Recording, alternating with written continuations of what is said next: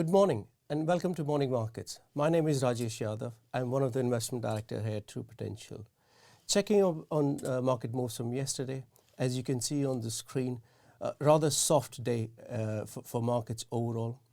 UK equities fared the best amongst the major markets, down less than 0.5%, versus their counterparts in the US or in Europe, which suffered heavy losses.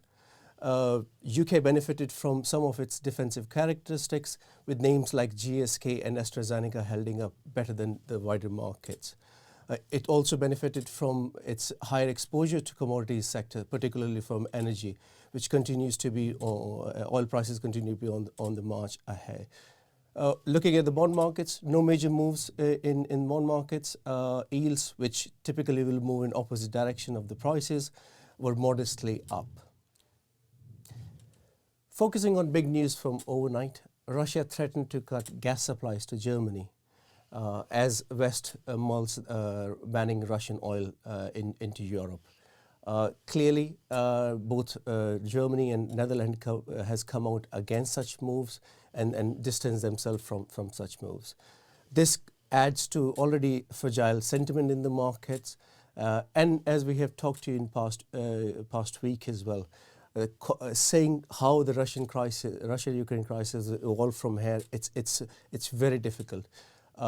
As we saw from yesterday, the third round of talks between Russia and Ukraine didn't yield much into the market, so the situation there remains fluid and ongoingly fragile for now.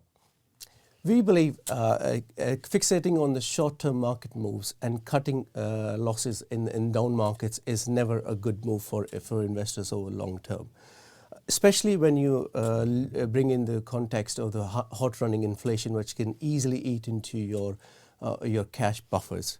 At this time, it's not a time to be headlong on risk on or risk off, but rather maintain a well-diversified portfolio both across asset classes and regions. For now, we're not seeing a major softness in the real economy. If you look at the US unemployment data, which was rather strong last week, or you look at the UK house prices yesterday, which are up over 10% from last February. And this morning we also saw German data, industrial production data, which came with stronger than expected.